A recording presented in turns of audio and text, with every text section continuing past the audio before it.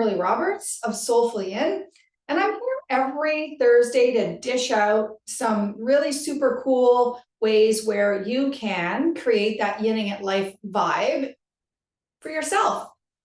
So each week I dose up something related to, of course, Yin Yoga, because that's really my jam.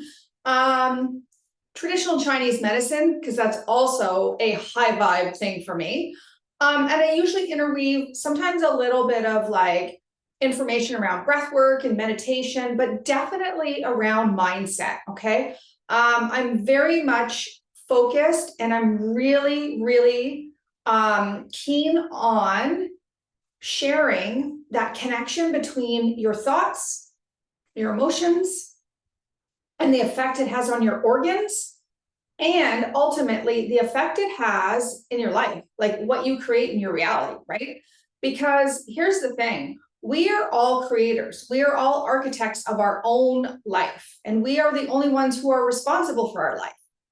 But I'll tell you, a lot of the times, myself included, I can put my hand up here and say, yeah, lots of times where, you know what, my thoughts have been really disempowering.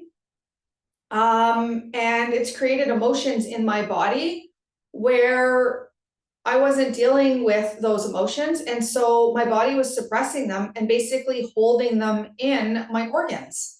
So I always like to say that like your organs are kind of like suitcases, right?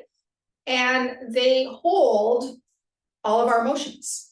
Now, each organ has a primary emotion associated with it. So if you look back to some of my previous podcast episodes, you'll see little threads, right? Like I've talked about the kidneys, I've talked about the liver, and today we are talking about the spleen. I am so obsessed about talking about the spleen. So here's the thing about the spleen. The spleen in Chinese medicine is the organ where we hold worry. Anybody out here a worrywart?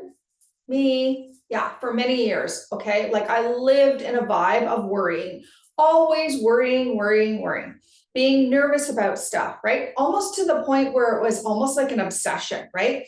And those are two of the other emotions that our spleen holds, are nervousness and obsession.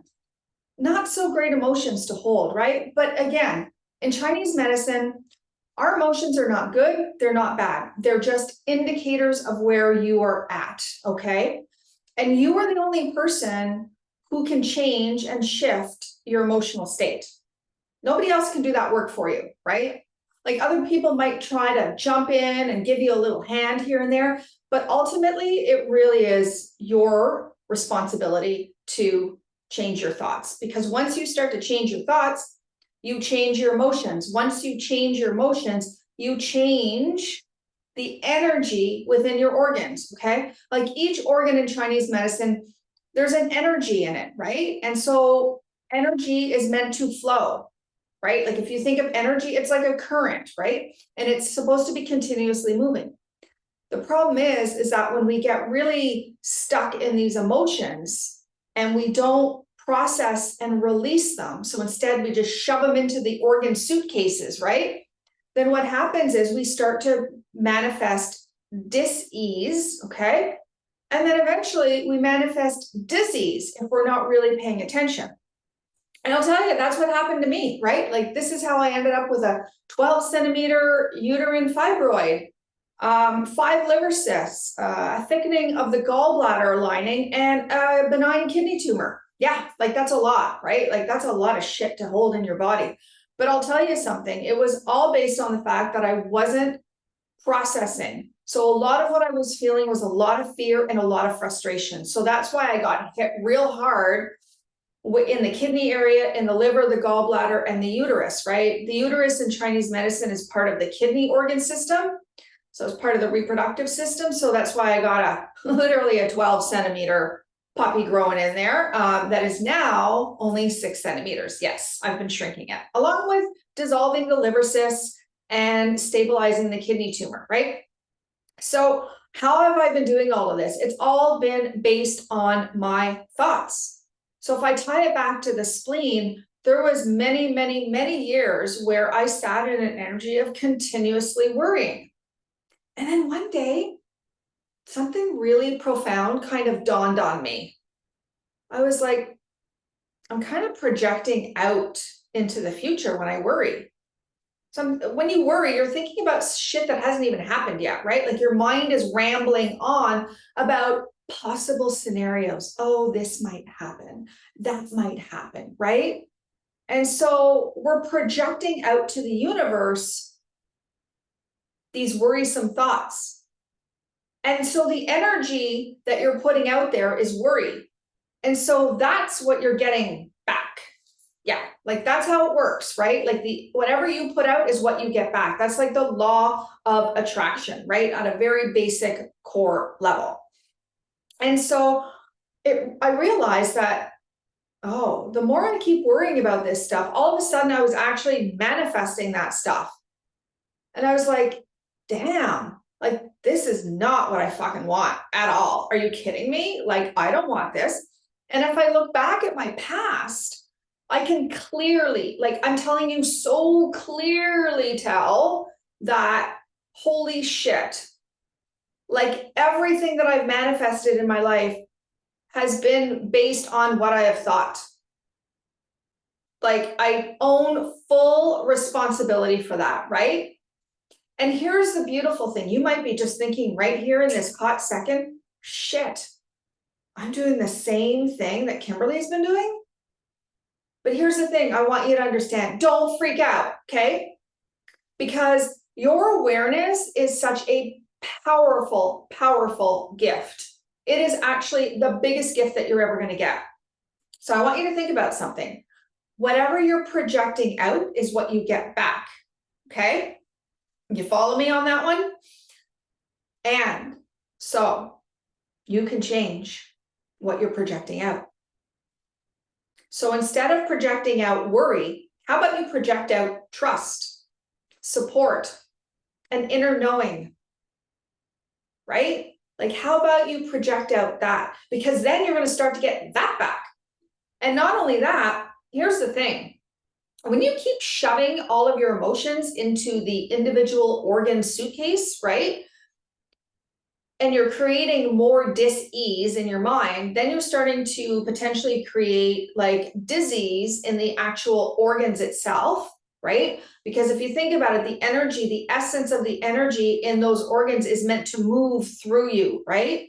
So if you're not allowing that to happen, like if you think of the word emotion and break it down, emotions, like I actually have a course called that, emotions. It's a really powerful course where I break down very specifically how your thoughts create emotions and how that impacts your life. And it is literally a life transforming course, okay? I'll actually link it up here in the show notes.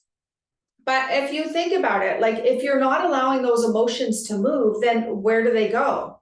Well, they stay where they are. Well, that's not the purpose. Like part of our human experience here is to feel our emotions, not to hold them in. But we often hold in for many reasons. One, because to society, it could look like you're weak, right? Like that you're expressing your emotions. Especially things like with anger, right? Like we have been taught as a society not to express that emotion because it's not appropriate, right? And then if you think about fear, how many of us out here have fearful thoughts? Well, I'll tell you something. I don't think you can actually be a human being living in a human experience in this thing called life without having some fear. Everybody has fear. And it's relative, right? Like what one person thinks is fearful, somebody else might think that's a no-brainer for me. Like I don't find that fearful at all, right? And it's the same thing with worry, with the spleen, right? Like I might worry about something, but then talk to somebody about it and that person will be like, why would you worry about that? Like that's nothing to worry about, right? And then they could tell me something and I'm like, I could react the same way. I wouldn't worry about that. Like, that's a no-brainer. Like, just let it go, right? Like, it's so subjective. But the point is that when you worry, you're putting out to the universe what you think is going to happen.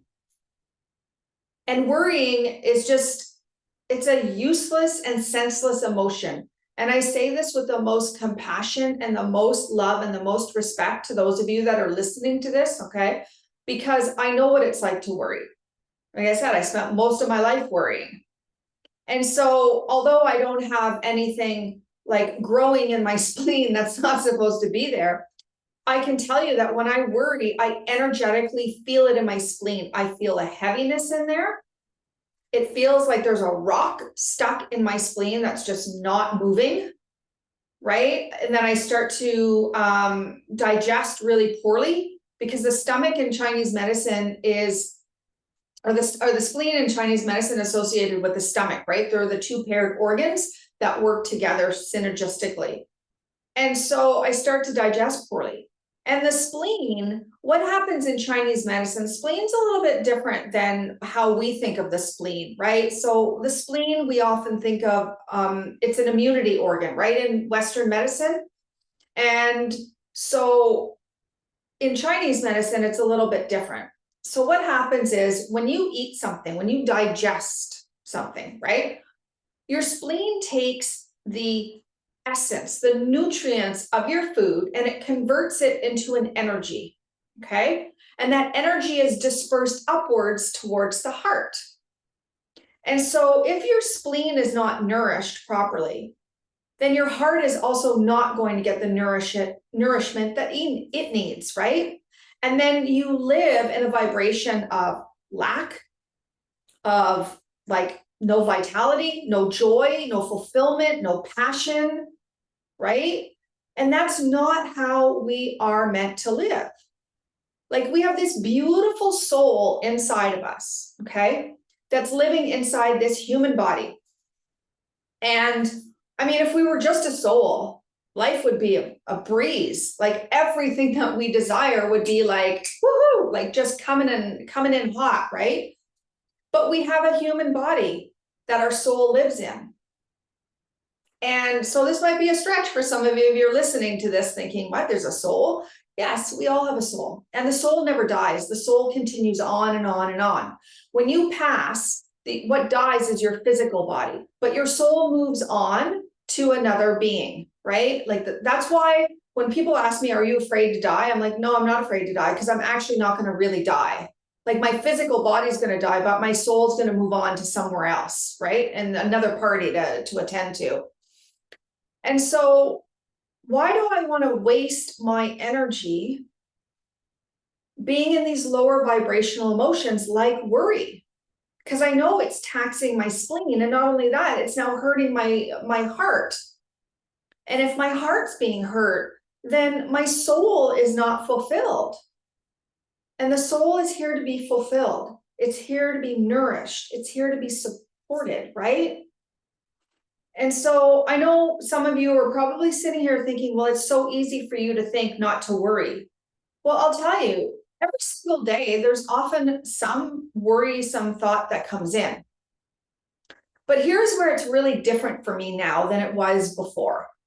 So before, I would worry, and then I'd literally like suffocate myself with the thoughts of worrying.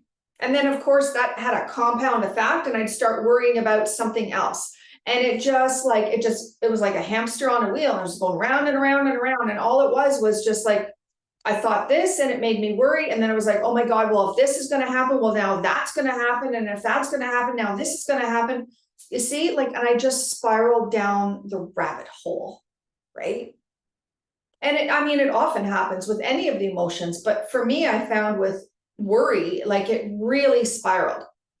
But now I almost have like this radar in my brain that goes, oh, wait a minute, Kim, like, you're thinking something worrisome again. Let it go. That's actually not happening. Like, when we're worrying about something that hasn't even happened yet, that we have control over, right? But your primal brain always wants to come in. It wants to drive the car for you and put you in the passenger side, right? And you are sitting in the passenger side and you're going, fuck, I really hope that, like the ego there knows where the hell we're going, because like I'm kind of like dependent on this ego, right? To take me where I want to go. But that's not how we're supposed to live. That's not the way we are meant to live, right? We are meant to be in the driver's seat and stick the ego in the passenger seat. And you can't get rid of your ego. Like, it is a part of your primal brain and you need it to survive, right? Like, you need it to be able to know how to handle the danger when danger comes up, right? Like that primal survival danger, which most of us are not living in on a day-to-day basis, right? Most of the danger that we're living in is the danger that we create in our own fucking mind. Like, that's the reality of it, right? And when I started to become so hyper aware of my thoughts, I was like, when I would catch myself in a worrisome thoughts, I'd be like, okay, no, I know what's going to happen. If I start worrying about something that's going to happen that hasn't even happened yet, not only am I going to start to spiral down the rabbit hole, but now I'm going to start to tax my spleen and create emotional dis-ease in it, create energetic dis-ease in it. And if I keep doing that, I am going to create physical disease in my spleen. Do I want that? Well, fuck no, of course I don't, right? Nobody wants any of that. And so when I start to become aware, like I say, awareness is such a gift, right? It is such a gift.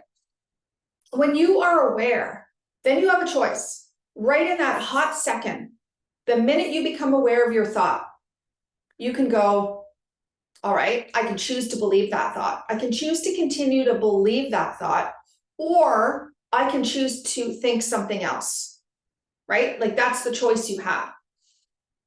And the choice is such a critical piece, because when you have the choice, you have the discernment, right?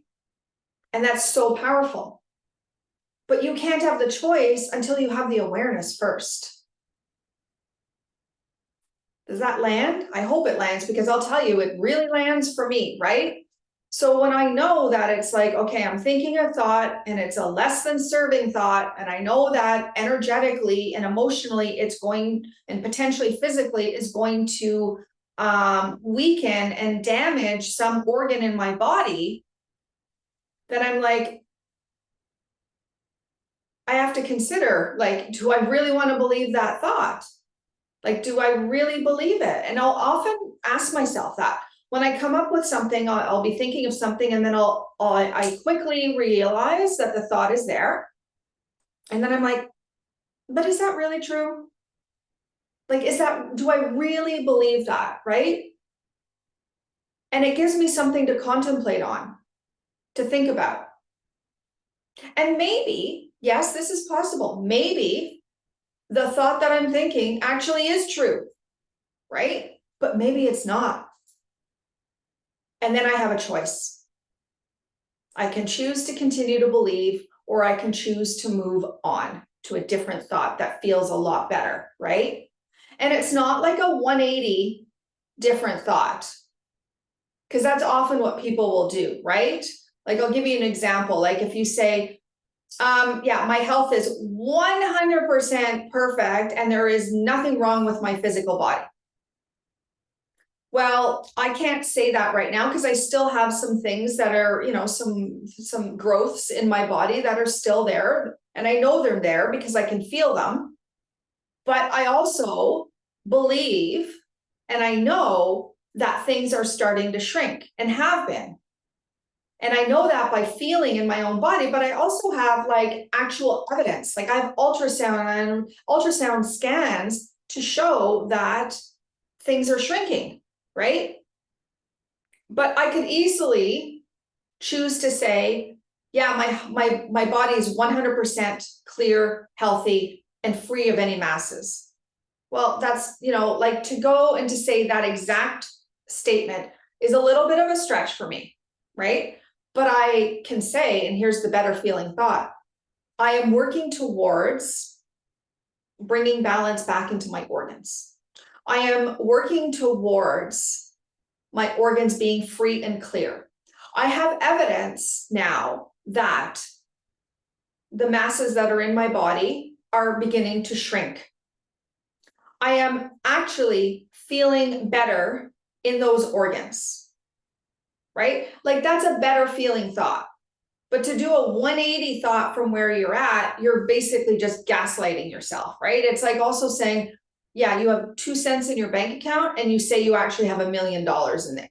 Like your ego is going to just scream at you and go, well, that's the biggest pile of bullshit, right? But you could say, like, if you had 2 cents in your bank account, you could say, I'm a really resourceful person and I can find easy ways to create money or to manifest money or to put something together where I can make money, right? Like that's a better feeling thought. But to say you're a billionaire, like that might seem like a better feeling thought, but it actually isn't a better feeling thought at all, right?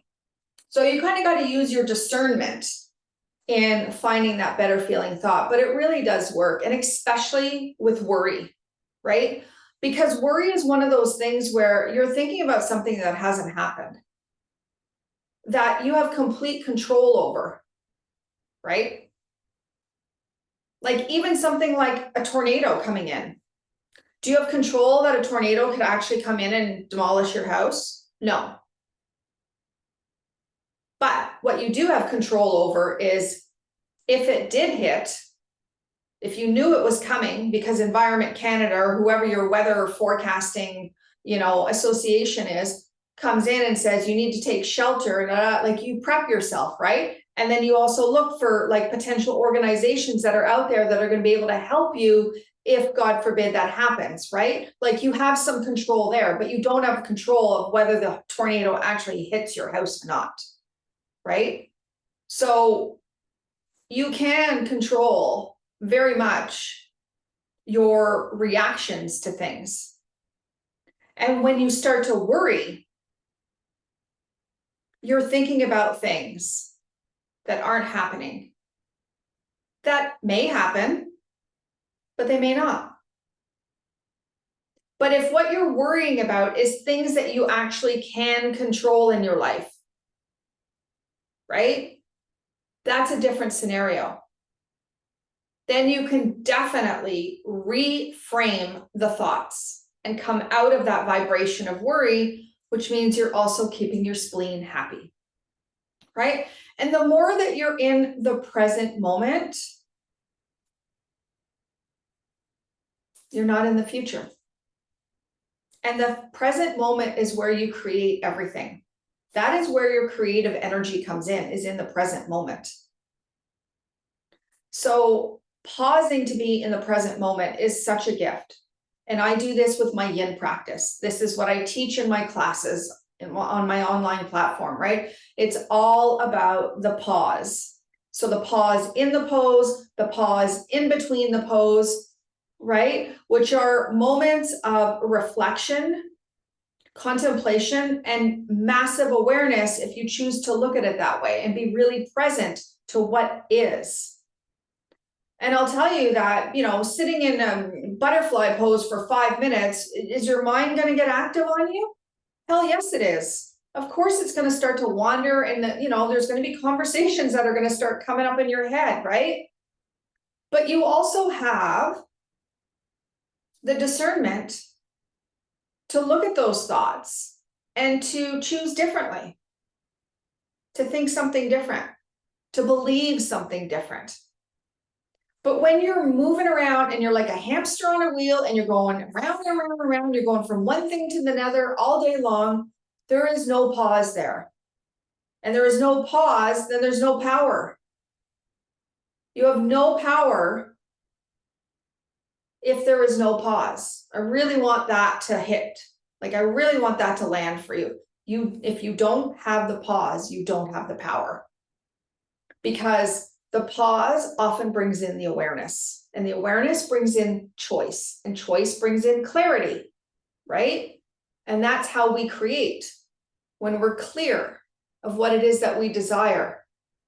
And when we start to think about projecting out into the future, we're thinking often about things that we do not desire to happen or we do not desire to want, right?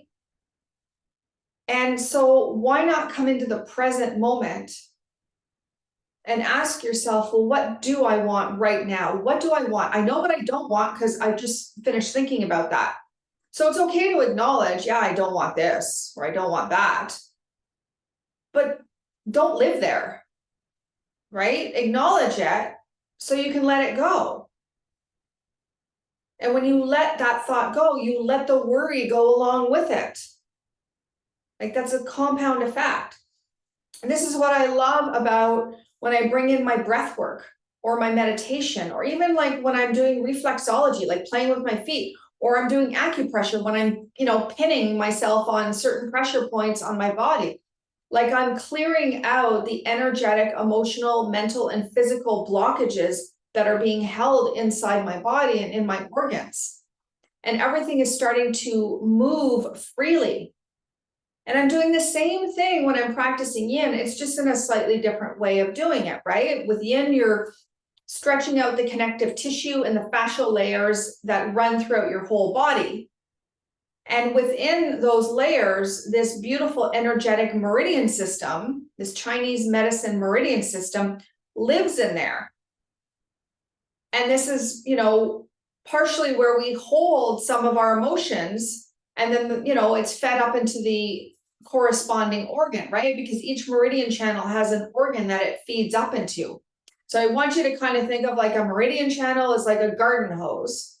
And then, or it's like the electrical wire, right? And then the outlet, like the light fixture or the plant, is like the organ, right? So you turn on the tap and water starts to flow through a hose and lands on the plant, right? And you turn on the light switch, the light travels through the electrical wire and all of a sudden the light turns on. Well, it's the same kind of thing. When you're practicing yin, what you're doing is you're turning on the channel, and now the energy is starting to flow through it. And wherever there's blockages, whether it's along the channel or whether it's in the organ itself, it's starting to clear all that out, right? And it's getting rid of all the muck, bringing you back into balance. And the more that you're in balance, what happens is the better, more clear thoughts you're going to have, the better feeling thoughts you're going to have. And you see, your ego, it doesn't know that you hold emotions in your organs, but your soul does. And so when your body starts to communicate to you imbalances, right? Symptoms, illness, injuries, it's actually your soul's way of trying to tell you, hey, you know what? Like something's out of whack in this part of your body or in this organ in your body. You're not paying attention. Your ego is not going to tell you that. Your ego is just out there searching and, looking for the danger. But your soul, this beautiful soul part of you, it knows what's in alignment. And so it's communicating with you all the time. It's just, are you paying attention? Are you listening?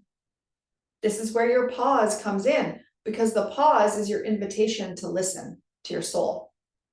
This is why the practice of Yin Yoga is so powerful for me now.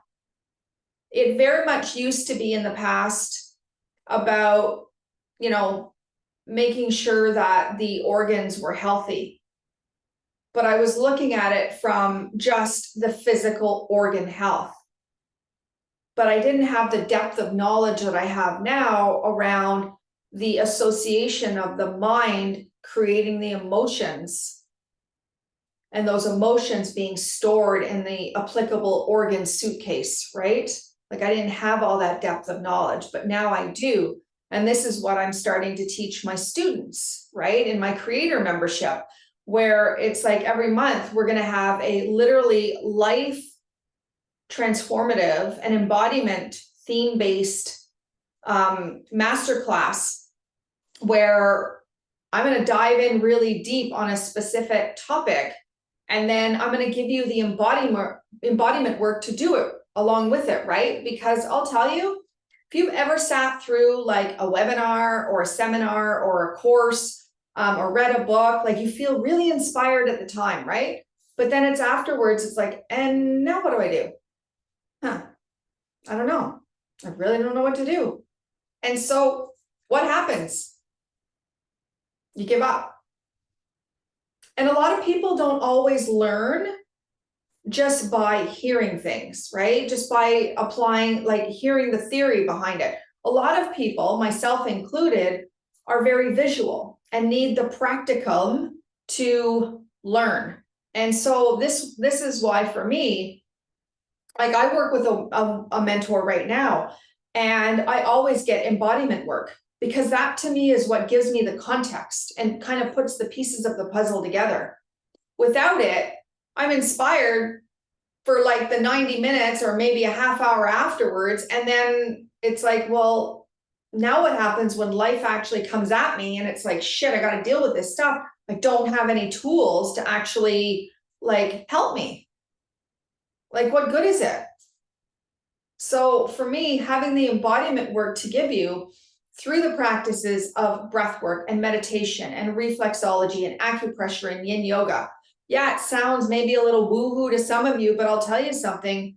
It is the foundation where I am building an incredible life for myself, where my organs are healing, where doctors are looking at me and going, we don't understand how all of this is shrinking. Like, this isn't even like normal. I even remember my MD telling me when he saw that the gallbladder lining was starting to go back to its normal like width, he was like, I've actually never seen this happen ever.